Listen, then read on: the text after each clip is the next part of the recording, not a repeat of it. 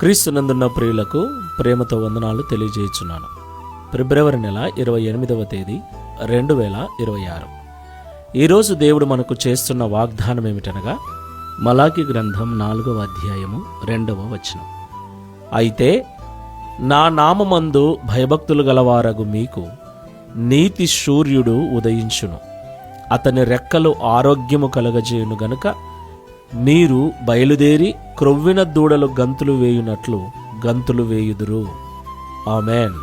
నా ప్రియమైన సహోదరి సహోదరులారా, ఈ లోకంలో మనుషులుగా జీవిస్తున్న మనకందరికీ కూడా ప్రతిదినం ఏదో ఒక బలహీనత, శరీరంలో వయస్సు మీద పడే కొలది, ఒక్కోసారి చిన్న వయసులో ఉన్న వారికి కూడా ఏదో ఒక బలహీనత మనిషిని వెంటాడుతూనే ఉంటుంది.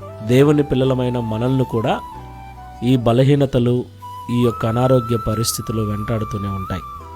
అయితే ఈ లోకంలో దేవుని బిడ్డలుగా జీవిస్తున్న మనం దేవుని యందు భయభక్తులు కలిగి జీవిస్తే దేవుడు మన కొరకు నీతి శూరుడుగా ఉదయించి మనకు సంపూర్ణ స్వస్థతను అనుగ్రహించి క్రొవ్విన దూడలు గంతులు వేయునట్లుగా మనల్ని ఉత్సాహము చేత ఉల్లాసము చేత నింపుతానని వాగ్దానం చేస్తున్నాడు.